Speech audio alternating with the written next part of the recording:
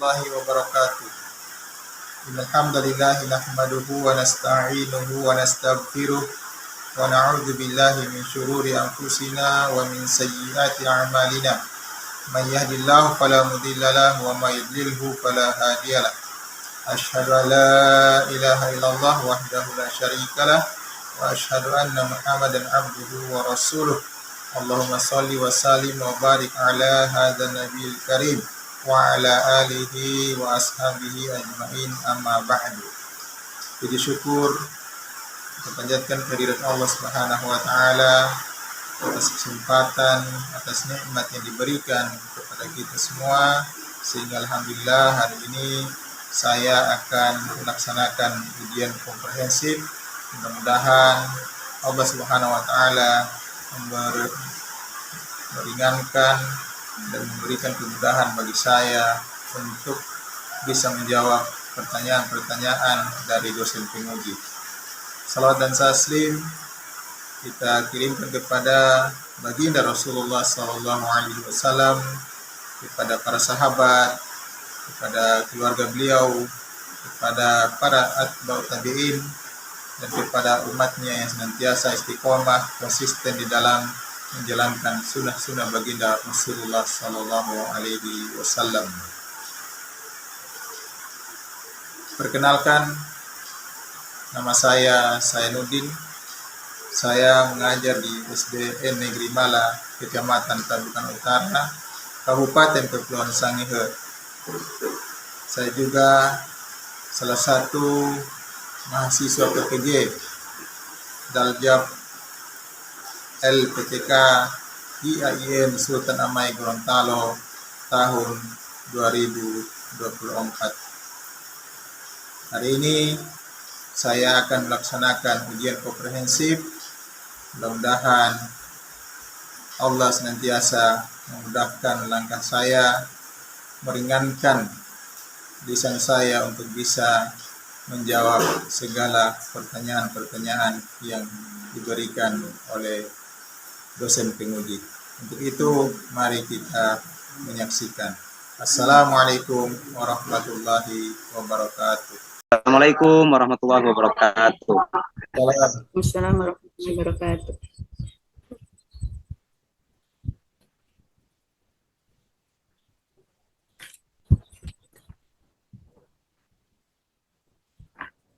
Bagaimana Pak, sudah siap? Sudah Bu, sudah. Ya. Baik, kita masuk ke sesi pertama. Coba siapkan Al-Quran Pak, buka surah Al-Maidah ayat 2. Surah Al-Maidah ayat 2.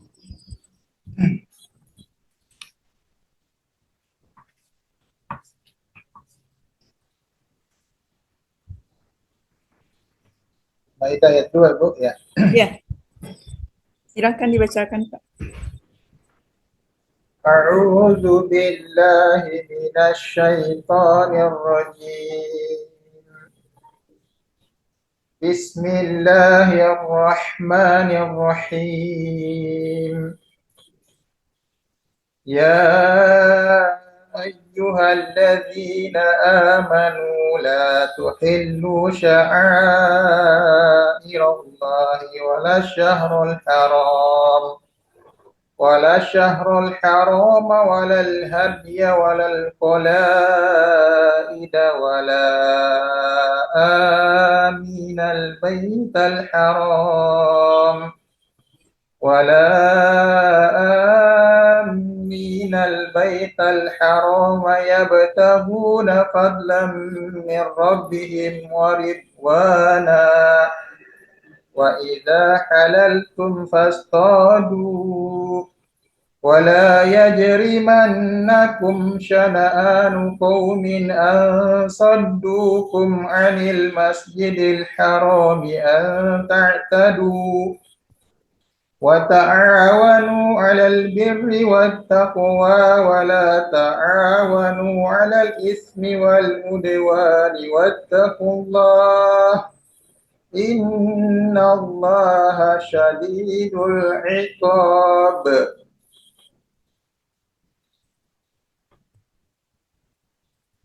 Baik, baik. Silakan buka surah Ar-Rum ayat 1 sampai 5, Pak. Surah Ar-Rum ayat 1 sampai 5.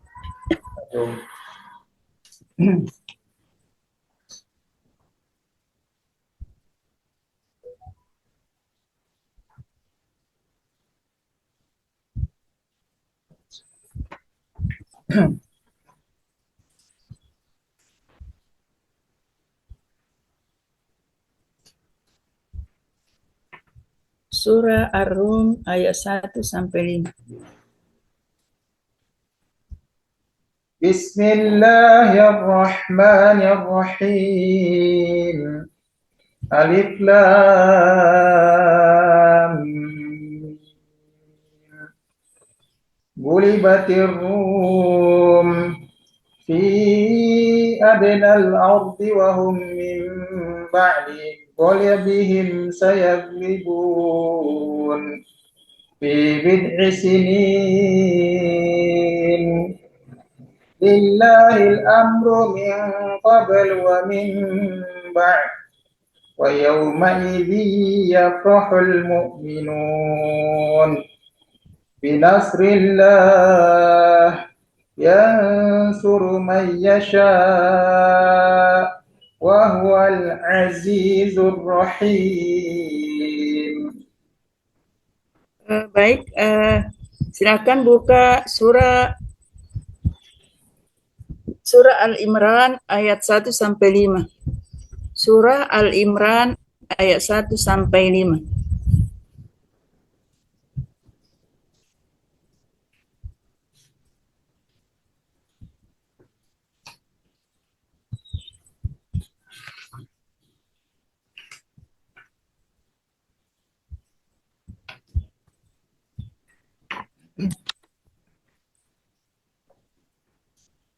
Bismillahirrahmanirrahim. Alif Lam Mim. Allahu la ilaha illa huwal hayyul qayyum. نزل عليك الكتاب بالحق مصدقا لما بين يديه وأنزل التوراة والإنجيل من قبل هدى للناس وأنزل الفرقان إن الذين كفروا بآيات الله لهم عذاب شديد والله عزيز ذو انتقام إن الله لا يخفى عليه شيء في الأرض ولا في السماء. Cukup? Baik, silakan ditulis kembali surah Al-Imran ayat 1 sampai 5 dan surah Ar-Rum ayat 1 sampai 5. Silakan ditulis kembali itu, Pak. Setelah selesai ditulis, difoto baru kirim ke saya, Pak. Iya, Ibu. Iya, jadi surah Al-Imran ayat 1 sampai 5, surah Ar-Rum ayat 1 sampai 5. Silakan.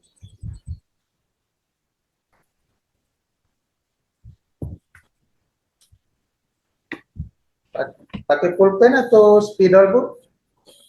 Mana menurut Bapak? Iya, pulpen saja, Pak. Di pulpen, Bu, ya? Terlalu besar mungkin juga kalau banyak muat, kalau spidol besar sekali mungkin. Iya, Bu. Ya. Silakan, Pak.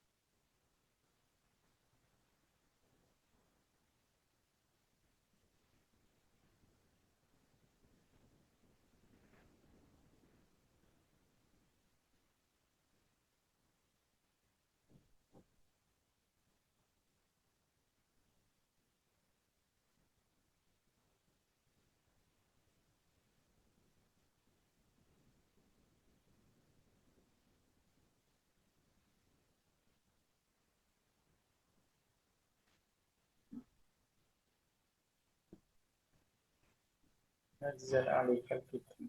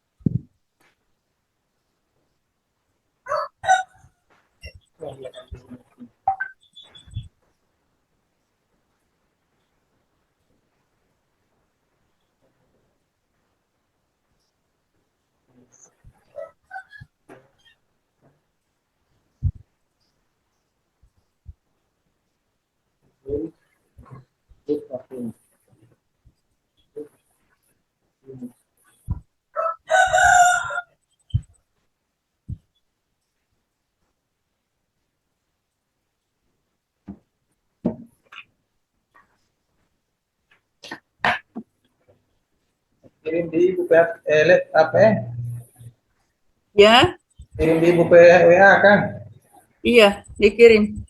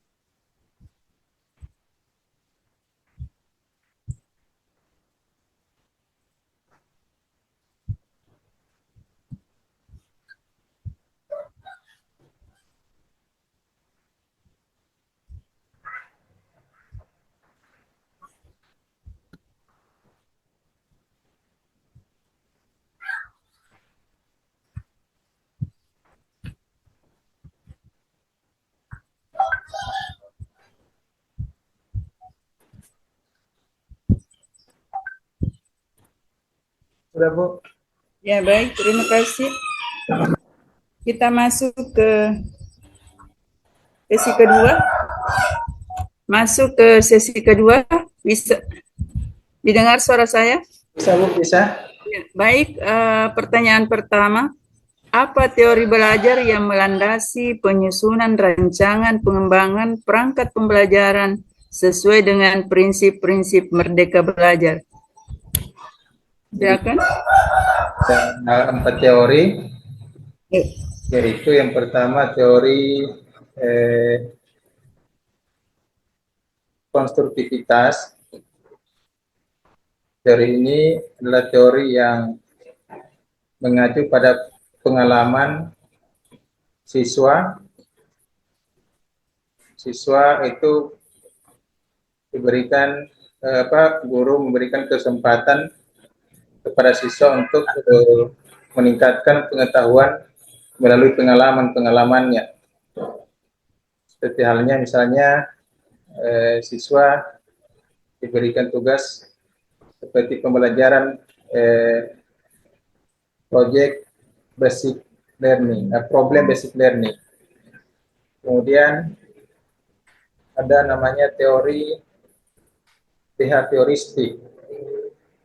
Ya, teori behavioristik ini teori yang dimana peserta didik itu diberikan apresiasi atau ucapan penyemangat kala peserta didik itu dalam pembelajaran itu meningkat. Dalam proses pembelajarannya itu melalui peningkatan, maka guru harus memberikan apresiasi, memberikan penghargaan kepada peserta didik tersebut supaya dia lebih fokus dalam proses belajar mengajar. Kemudian ada teori kognitivisme. Teori ini mengacu pada bagaimana peserta didik itu bisa pembelajarannya itu seperti ini dalam teori ini, misalnya peserta didik mendapatkan pengalaman, pengetahuan, pengembangan pengetahuan yang baru, kemudian yang bersumber juga dari teman pengetahuan sebelumnya. Saya marah, saya malu, saya tertampar. Dengan pagi kami membangun kampus, membangun reputasi bersama pimpinan. Sudah, Bu? Terus semakin kami mengambil langkah setelah itu jelas. Sudah? Langsung kami berhentikan. Pertanyaan berikutnya, dalam pengembangan pembelajaran terdapat beberapa hal yang terkait dengan perumusan: 1. Tujuan pembelajaran, 2. Alur tujuan pembelajaran, 3. Pendekatan teknologi pedagogik atau TPICK, yang keempat problem basic planning atau PBL, yang kelima project problem basic planning, yang bagaimana merumuskan kelima hal tersebut? Baik. Bisa didengar? Bisa. Iya, silakan. Jadi yang pertama kita mulai dari tujuan pembelajaran. Tujuan pembelajaran itu merupakan rancangan yang pertama dirumuskan. Tentunya tujuan pembelajaran ini dia mengacu pada tujuan pelajaran ini dicapai oleh peserta didik. Tentunya dia harus mengacu kepada capaian pembelajaran atau CP. Kemudian alur tujuan pembelajaran. Jadi alur tujuan pembelajaran ini merupakan suatu susunan yang sistematis juga, yang bertujuan untuk bagaimana tujuan pembelajaran itu bisa tercapai. Baru pembelajaran TPACK. TPACK ini merupakan pembelajaran yang berbasis teknologi pedagogik, ya, di mana guru itu bukan cuma sekedar menyediakan media pembelajaran, tapi juga dia harus menggunakan teknologi di dalam proses pembelajaran. Dan tentunya dalam penggunaan teknologi ini dia juga harus mempertimbangkan keselarasan antara metode pembelajaran dengan materi pembelajaran. Kemudian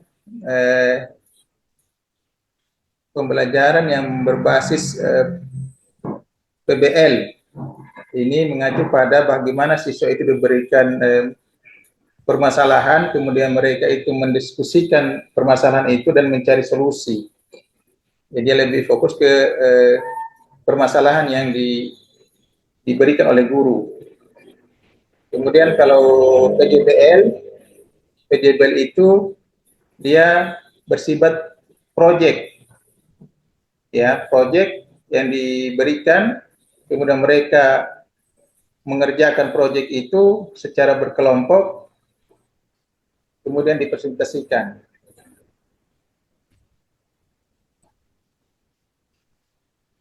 Baik. Pertanyaan berikutnya, komponen perangkat pembelajaran atau modul ajar terdiri atas 5 komponen. Sebutkan kelima komponen tersebut, bagaimana merumuskannya? Yang pertama, komponen modul ajar itu tujuan Ya. dan pembelajaran, itu bertujuan bagaimana peserta didik itu bisa mencapai tujuan pembelajaran itu. Yang kedua,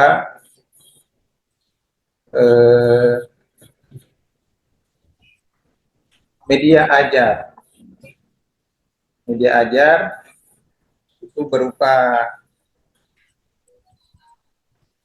materi, kemudian juga di situ dalam kurikulum Merdeka Belajar ini juga ada penggunaan video pembelajaran.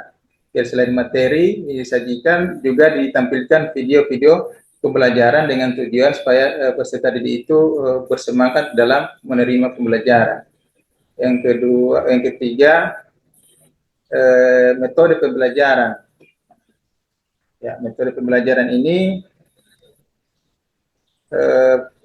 dalam kurikulum Merdeka ini dia lebih fokus kepada bagaimana peserta didik itu fokus dan semangat di dalam pembelajaran, maka metode yang digunakan adalah metode diskusi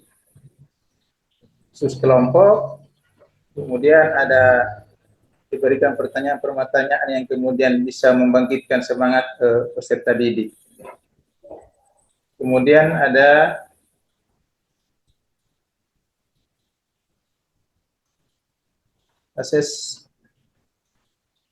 asesmen, kemudian diberikan asesmen ya, yang pertama tujuan pembelajaran, yang kedua media pembelajaran, metode pembelajaran, yang keempat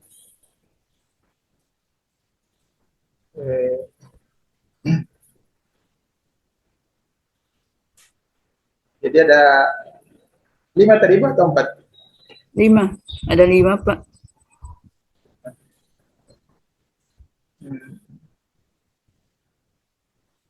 Metode, materi pembelajaran, media pembelajaran, dan asesmen akhir. Iya. Asesmen akhir ya diberikan kepada peserta didik dengan tujuan supaya melihat bagaimana proses yang dicapai oleh peserta didik.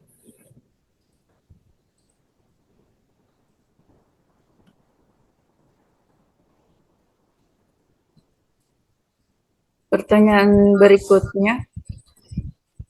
berikutnya Pak, asesmen dalam rancangan pembelajaran yang mencakup asesmen awal, asesmen formatif, asesmen sumatif, teknik asesmen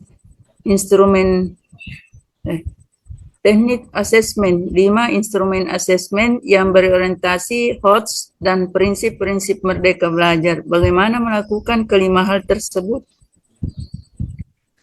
Jadi mulai asesmen awalnya, asesmen formatif, asesmen sumatif, teknik asesmen, instrumen asesmen yang berorientasi HOTS dan prinsip-prinsip Merdeka Belajar. Ya. Bagaimana melakukan kelima hal tersebut? Pertama, asesmen awal. Asesmen awal ini dilaksanakan pada awal pembelajaran. Ya, dilaksanakan pada awal pembelajaran dengan tujuan bagaimana melihat peserta didik itu dalam pelaksanaan pembelajaran. Jadi dalam pelaksanaan asesmen ini boleh kita berikan pertanyaan-pertanyaan pemantik, atau juga bisa kita buatkan seperti diskusi kelompok. Yang pertama, asesmen awal. Kemudian asesmen formatif itu dilaksanakan pada saat pembelajaran berlangsung. Jadi di sini guru memantau perkembangan peserta didik dan memberikan umpan balik atau terhadap materi yang peserta didik belum mengerti. Jadi saya ulangi bahwa asesmen formatif ini dilaksanakan pada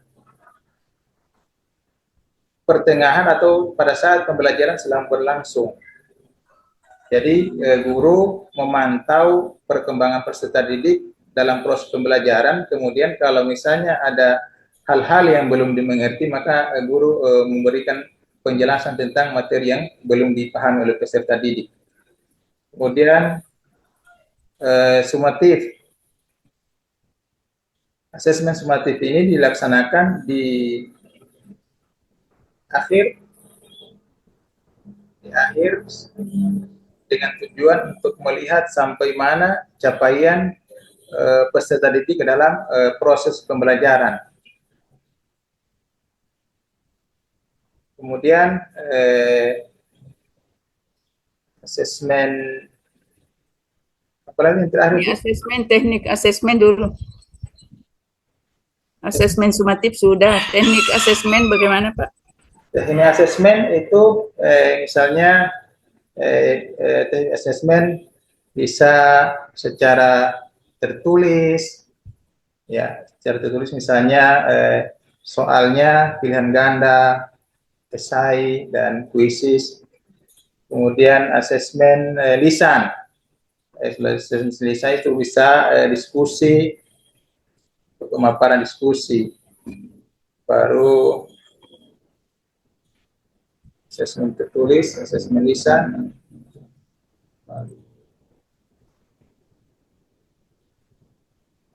Baru yang kelima, instrumen asesmen yang berorientasi HOTS. Instrumen yang asesmen yang berorientasi HOTS. Orientasi HOTS itu dia mengacu pada bagaimana peserta didik itu bisa berpikir kritis, ya, berpikiran tingkat tinggi.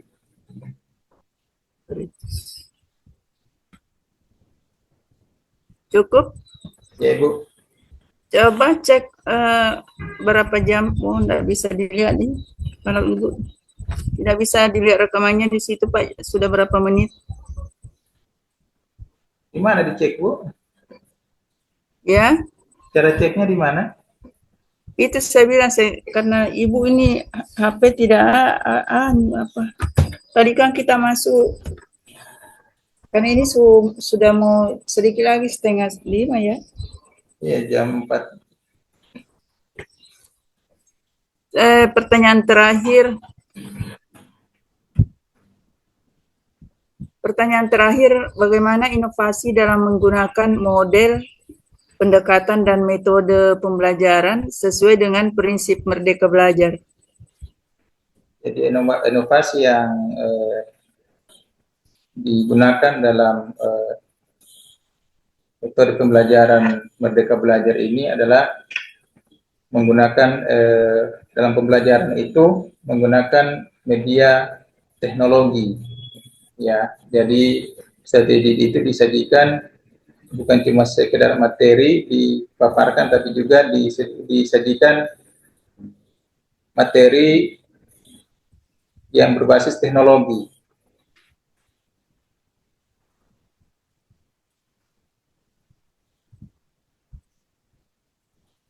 Jadi materi yang diberikan itu kepada peserta didik itu berupa materi yang berbasis teknologi, sehingga minat belajar itu meningkat kalau mereka guru menggunakan media pembelajaran, kemudian metode pembelajaran itu berbasis IT atau teknologi.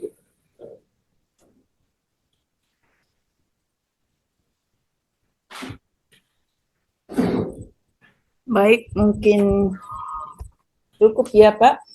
Ya, Ibu, terima kasih Bu. Baik, semoga sukses, berhasil Pak. Mohon diundang teman berikutnya Pak. Ya, saya WA dulu ya. Iya.